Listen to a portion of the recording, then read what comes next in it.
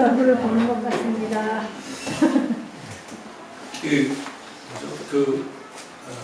콘서트 하는 걸 좀 이렇게 예매를 해보려고 이렇게 보니까 R석이 13만 2천 원이라고요. S석이 12만 1천 원. 그 다음에 그냥 다른 석은 9만 5천 원. 알았어요. R석과 그냥 일반석의 차이가 한 4만 원 정도 된다는 걸 알았어요. 교회에서의 R석은 거기에요, 여기에요. 갑자기 이쪽 라인이 다 날아가가지고 다들 이렇게 노예석을 별로 안 좋아하시는 것 같아가지고 그래요. 비말이 있으니까 목사님과의 거리두기. 네, 알겠습니다. 오늘 하나님께서 우리 주신 말씀은 마태복음 18장 18절에서 20절 말씀으로 감사할 이유라는 제목으로 하나님 말씀을 선포합니다. 그래서 20여 년쯤 됐죠. 제가 신대원 1학년 때 그 침묵 훈련이라고 해가지고 그 은성수도원이라고 하는 곳에 포천에 있는 은성수도원에 그 의무적으로 들어가야만 합니다. 20명 정도가 같이 들어가거든요. 그럼 뭐냐면 3박 4일 동안 일정은 하루에 80분씩 5번 기도를 해야 돼요. 80분씩 5번 기도를 하고 기도 시작한 시간과 끝난 시간 그리고 기도의 내용을 가지고 이렇게 기록을 해서 거기 계신 원장님 또는 목사님과 상담하는 내용입니다. 기도하는 시간 외에는 기도도 통성 기도가 아니라 침묵 기도를 원하기 때문에 3박 4일 동안 말할 일이 없습니다. 그러니까 말을 하면 안 돼요. 그러니까 3박 4일 동안 무조건 침묵을 해야 돼요. 또 자리도 여기 수도원이니까 뭐 좋았겠습니까? 식사가 무슨 대단한 것이 나왔겠습니까? 불편한 잠자리도 불편하고 음식도 뭐 그저 그렇고 또 특별히 혈기왕성한 30대 전도사들이 모였는데 말도 하지 못하고 가만히 있어야 하니까 이게 진짜 얼마나 답답했겠습니까?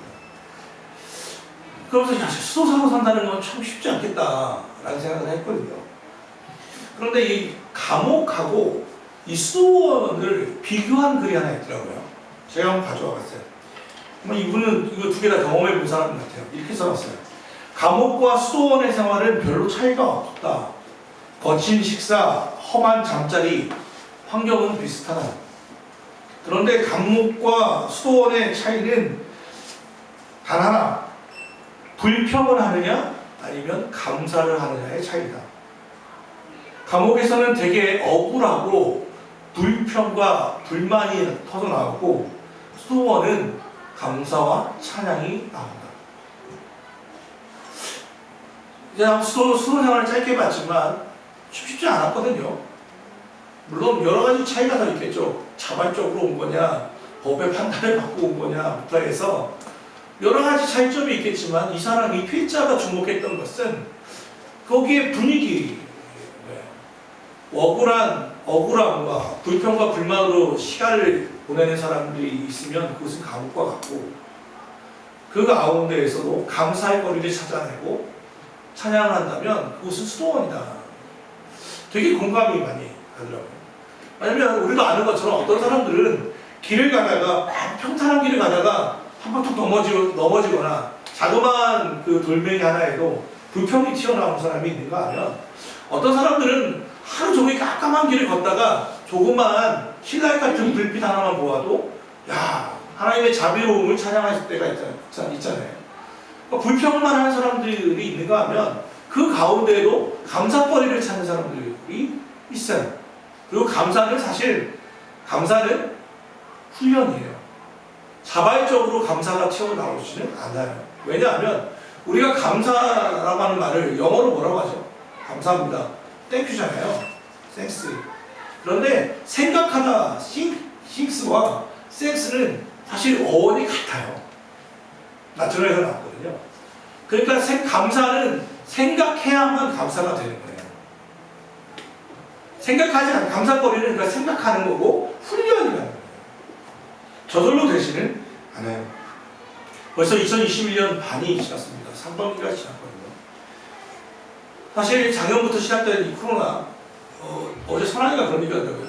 2020년은 우리 그 달력에서 이렇게 순삭된 것 같아요. 이렇게 딜레이트 된 거. 누가 이렇게 삭제 버튼을 누른 것처럼 2020년은 뭘 해야 되는지 모르고 그냥 코로나 하다가 싹 지나가요. 어느 정도 일기가 가요.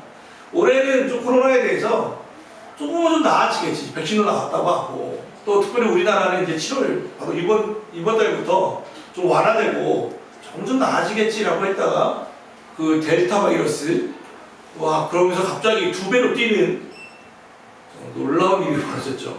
그래서 이게 일상이 다시 돌아오겠나 하는 어려운 시기를 보내죠. 어떤 이에게는 이 6개월, 지난 6개월이 감사의 상반기일 수도 있겠고, 어떤 이에게는 이게 정말 잊혀지고 싶은, 정말 끔찍한, 어떻게 보면 다시는 생각하고 싶지 않은, 상기하고 싶지 않은 상반기일 수 있을 것입니다.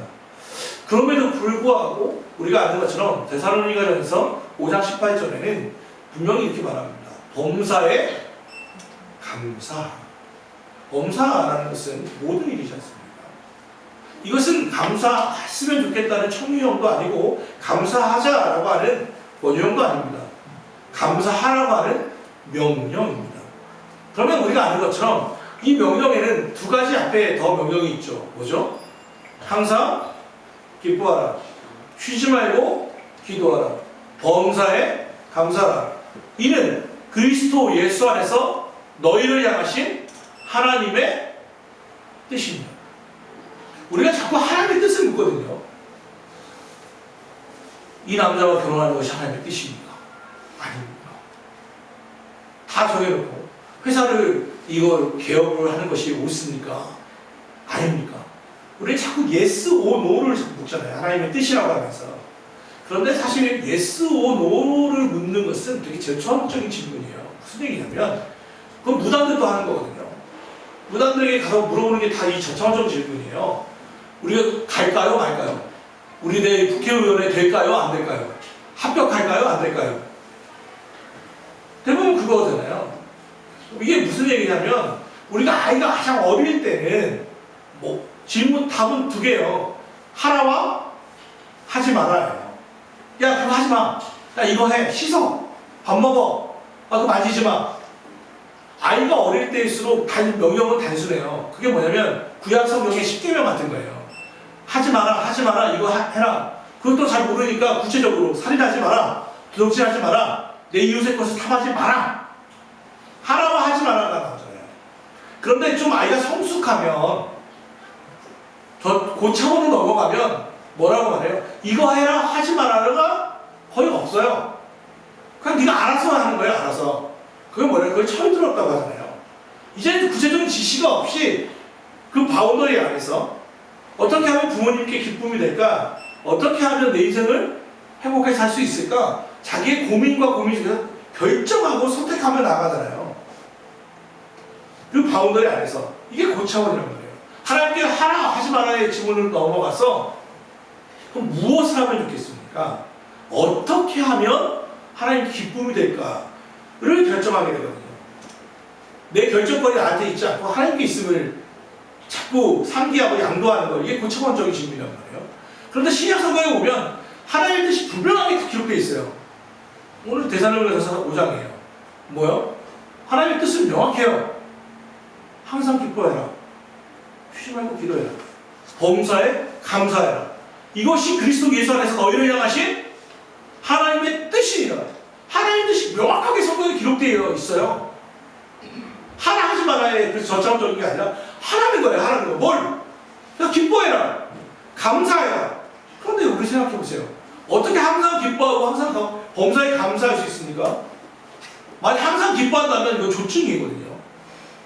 정신 상담 받아야 돼요. 근데 어떻게 항상 기뻐하는가? 어떻게 하면 모든 일에 대해서 감사할 수 있냐는 거예요. 범사에 감사할 수 있냐는 거예요.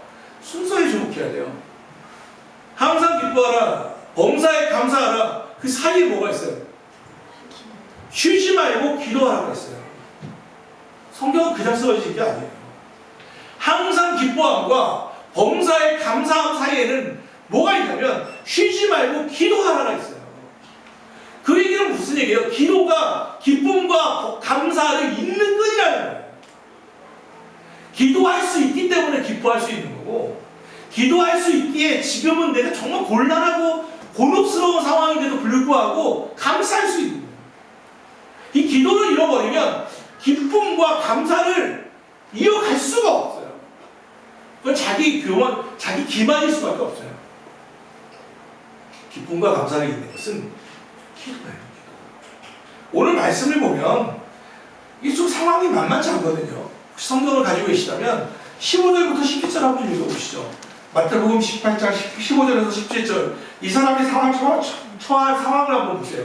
같이 한번 읽어봅니다. 15절부터 17절 시작. 내 형제가 죄를 범하거든 가서 너와 그 사람과만 상대하여 권고하라. 만일 들으면 내가 내 형제를 얻을 것이요 만일 듣지 않거든 한두 사람을 데리고 와서 그들 증인이 입으로 말마다 확실하게 하라.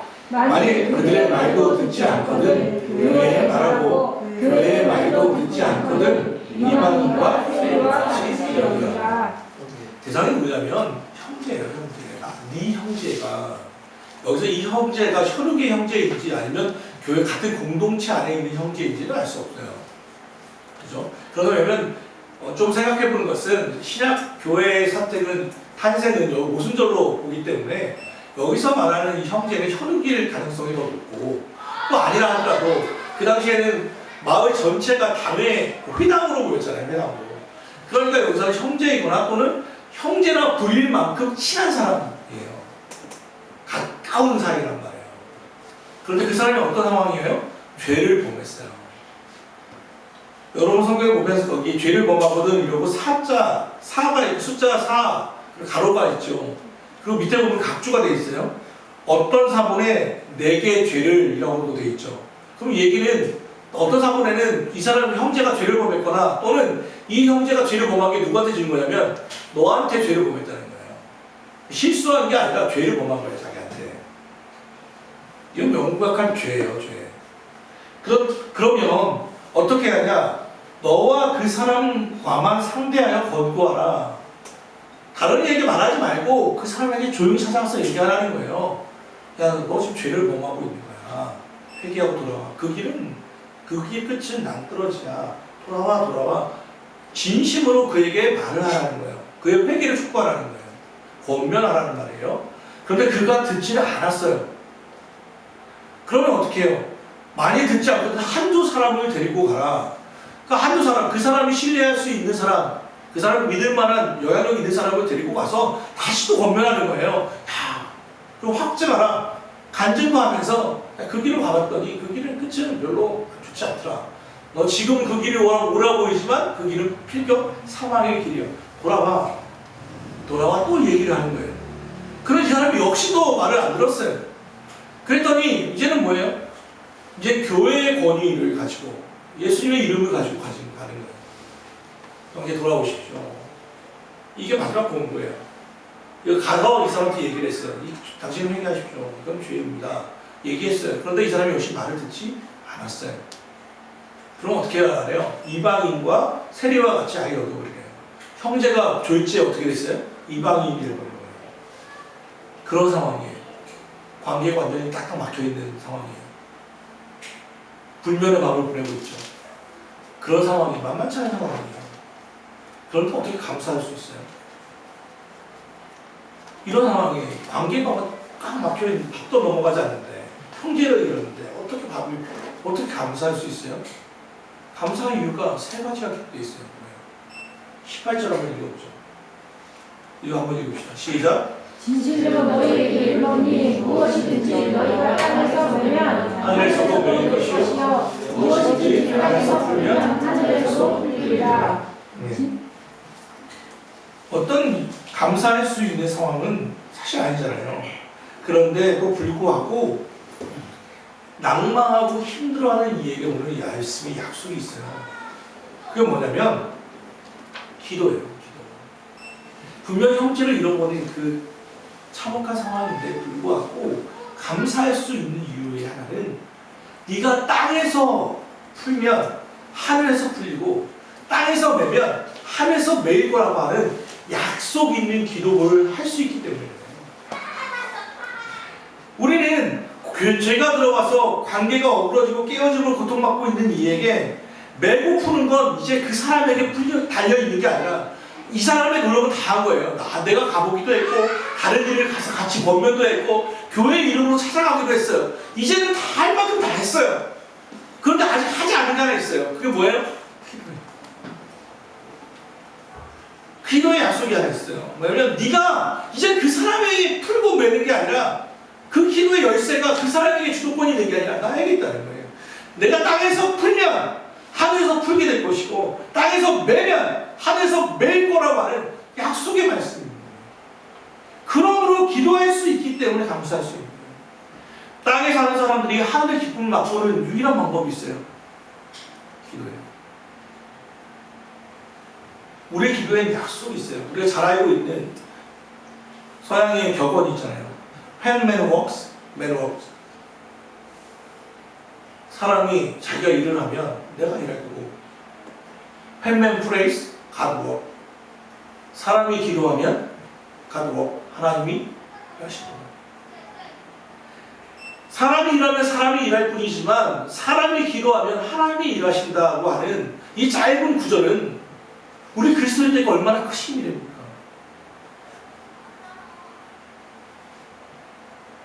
기도할 수 있는데 왜 걱정하십니까? 기도하면서 왜 염려하십니까? 이 짧은 이 직설적인 가사가 우리의 마음을 울리잖아요. 기도할 수 있는데 염려하고 기도하면서 걱정하고.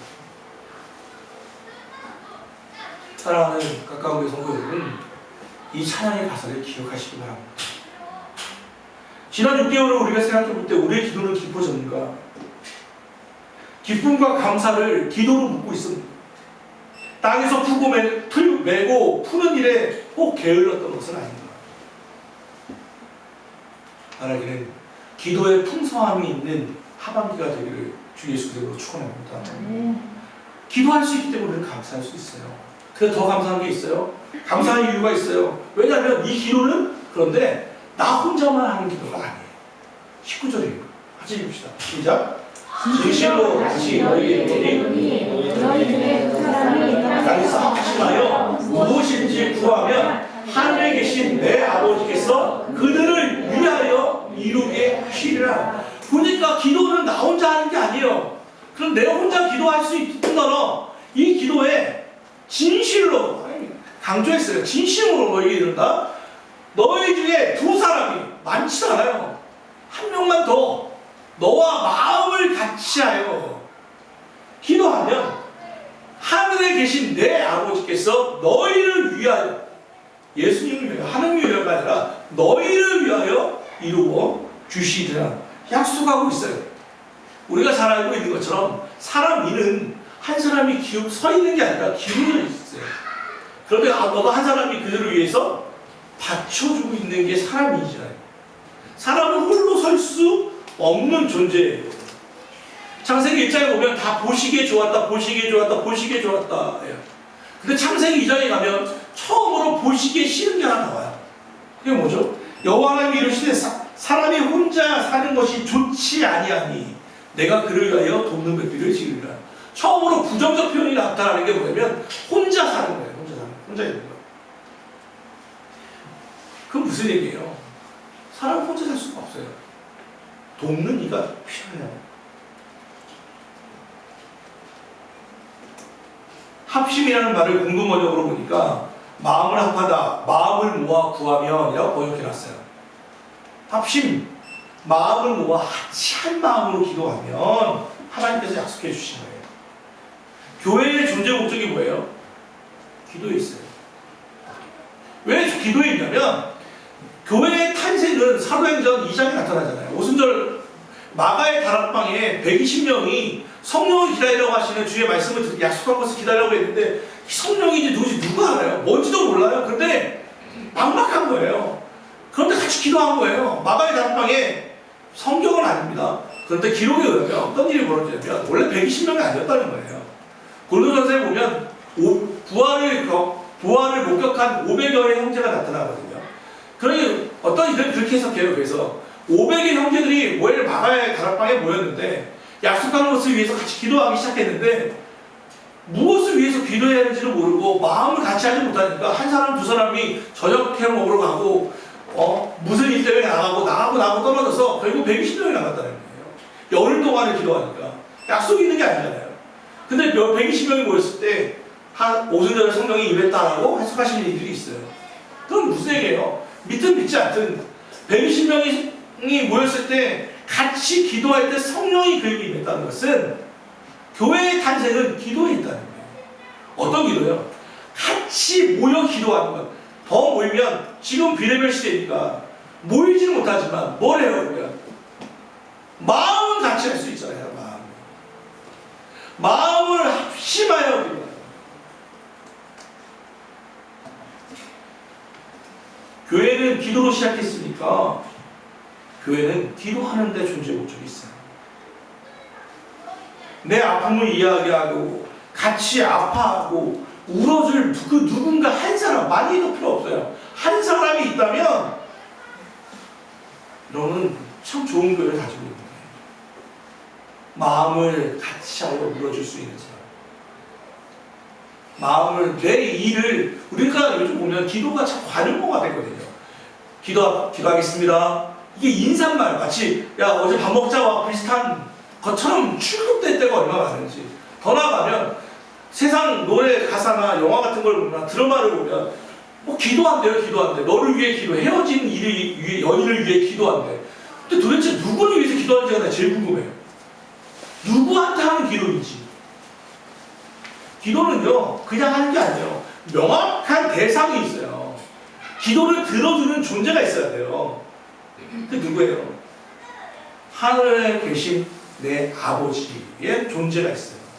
그에게 형제가 같이 모여서 기도하는 거예요. 저도 형제는 둘밖에 없지만 해보니까 그래요. 부모가 되는데 아들이 딸이라는 얘기했는데 나도 잘 안 들어줬는데 만약 같이 두 놈이 와서 얘기하면 그건 거의 100%더라고요. 그건 힘이 없어요. 저희 집은 민주주의거든요. 제가 애들 태어났을 때 분명히 얘기했거든요. 우리 집은 민주주의다. 모든 것을 투표로 한다. 그런데 자 막내는 표 하나, 둘째는 장남은 표 2개, 엄마는 3개, 아빠는 7표다. 그랬거든요. 되게 민주적으로 투표하자 그랬는데 말만 그렇지 완전히 형제가 모여 합심하면 그걸 당할 자가 없어요. 아버지라고 하는 표현을 사용했잖아요. 하나님 아버지라고 하는 아바라는 표현을 썼거든요. 친근한 거예요. 친근한. 가족관계를 얘기하는 거예요. 마음을 같이 한 형제가 와가지고 같이 모이면 하늘 아버지는 그들을 위해서 이루어 주시겠다는 거예요. 이게 감사의 두 번째예요. 기도할 수 있음에 감사하고 같이 기도하는 이가 있음에 대해서 감사해요. 그리고 마지막으로 정말 감사할 이유가 있어요. 20절이에요. 같이 읽읍시다. 시작. 두세 사람이 내 이름으로 모인 곳에는 나도 그들 중에 있는. 자, 내 문제를 가지고 나 혼자 기도한 줄 알았더니 누군가 한 사람이 같이 기도해주고 있어요. 그런데 두세 사람이 이제 예수님의 이름으로 같이 기도하고 있었더니 거기에 누가 계세요? 예수 그리스도께서 그 자리에 같이 계시다는 거예요. 내 문제는 그렇게 나의 문제가 아니라 하나님의 문제, 예수님의 문제도 된다는 거예요. 나만 기도하고 있었더니 옆에서 누가 기도하고, 근데 그 모임에는 보이진 않지만 예수님이 그 자리에 함께 간다고 계시다는 거예요. 우리는 이것을 믿어요. 예수님의 이름이 뜻이 뭐냐면 내 백성을 죄에서 구원할 자라고 하는 뜻이에요. 예수라는 뜻이에요. 그런데 예수님의 이름은 또 다른 게 하나 있죠. 마태복음에 보면 역시 내 이름을 뭐라고 했어요? 처녀가 아이를 잉태하여 낳으니 그 이름을 임마누엘이라 하라. 이는 하나님이 너희 우리와 함께 계시다 함이라. 예수님의 이름, 구원이라고 하는 예수님의 이름은 잘 알지만 예수님의 또 다른 이름을 자꾸 우리가 까먹어요. 예수님의 이름이 뭐예요? 임마누엘이에요. 하나님이 우리와 함께 하시다는 이름을 갖고 계시다고요. 마태복음 1장이 뭐예요? 임마누엘이에요. 예수님이 우리와 함께 하시다, 하나님이 우리와 함께 하시다. 1장이에요. 마태복음 28장으로 끝나요. 28장 20절로 끝나거든요. 20절이 어떻게 끝나요? 볼지어다 세상 끝날까지 내가 너희와 항상 함께 할지어다. 마태복음 1장과 28장의 끝은, 시작과 끝이 뭐냐면 하나님이 우리와 함께 하신다, 함께 하신다로 끝나요. 언제까지? 볼지어다 세상 끝나기까지. 그게 예수님의 또 다른 이름이에요. 근데 그 이름을 어떻게 해요? 그런 예수님이 우리와 함께 한다는 걸 어떻게 알아요? 갑자기 잘 다니다가 옆에서 예수님 막 대화하기 시작하면 너무 병원에 가셔야 돼요. 언제 알아요? 기도하는 사람은 알아요. 하나님이 우리와 함께 하시는 거예요. 내 기도를 들어주시는구나. 아, 하나님이 나와 함께 하시는구나. 우리 모임 가운데 임하셨구나 라는 것을 언제 알아요? 예배 가운데, 기도 가운데 알게 되는 거예요. 이게 우리가 감사할 수 있는 이유예요. 때로는 어려울 때 혼자라고 하는 고독감, 지독한 고독감에 빠지거든요. 나만 겪는 고통 같고, 나만 겪는 외로움 같고, 다 남들은 다 그 해피엔딩 같은데, 우리 인생만 또는 나에게만 하나님이 가혹하게 일하시는 것 같이 느껴졌거든요. 그런데 그 고통 가운데도 주님은 함께한다는 것을 기억하시기 바라요. 오늘 영상을 좀 하나 볼게요. 그 데릭이라고 하는 영상이 하나 있는데 하나 우리 같이 보죠.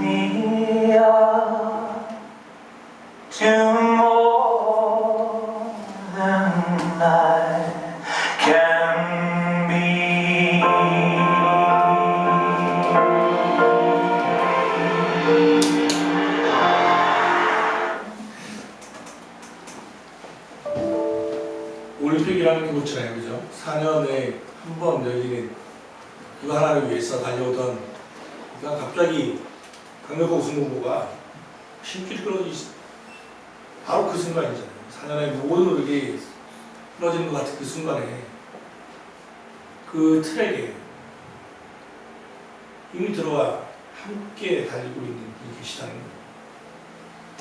우리도 마찬가지가 아닐까 생각해요. 2021년 6개월 동안 새로운 것을 가지고 정말 새로움을 많은 그 결심들을 하고 좀 해보자 달려왔을지 모르겠습니다. 6개월 달려와도 별거 없을 때가 있잖아요. 힘줄이 끊어지는 것은 오히려 아픔이 겪을 때도 있죠.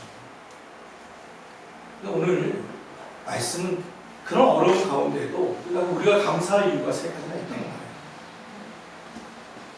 기도할 수 있으니 감사하십시오. 그 기도를 나 혼자 하는 게 아니라 마음을 합심하여 기도할 수 있는 그 누군가가 있습니다. 감사하십시오. 그리고 그렇게 기도할 때 우리만 기도하는 게 아니라 예수 그리스도께서 마치 데레 동무들에게 함께 하셨던 저 아버지처럼 우리의 기도를 위해서 도와주신 이가 있습니다. 그 하나님이 임마누엘 우리와 함께 하신다요. 감사하십시오. 그분의 도우심이 있었기에 지금 우리 여기까지 왔고 앞으로의 그 결승점까지 1등은 안 해도 상관없습니다. 메달 따는 게 그렇게 중요합니까? 완주하는 것이 중요하지 않습니까? 주님 나라 갈 때까지 힘겹지만 대금질을 해도 한 걸음 한 걸음 나아갈 수 있습니다. 감사합니다. 그리고 그 힘을 주실 그 하나님을 찬양합니다. 바라는 것은 여러분 어렵고 절망적인 순간에 감사할 수 있는 이유는 함께 기도할 수 있기 때문이고요. 그 기도에는 교회 공동체가 가까이 있을 것입니다. 그리고 그 기도에는 주님도 동참하고 계십니다. 감사할 이유는 바로 기도하겠습니다. 하나님 감사합니다. 오늘 주의 말씀을 기억합니다. 형제가 죄를 범했습니다. 말을 듣지 않았습니다.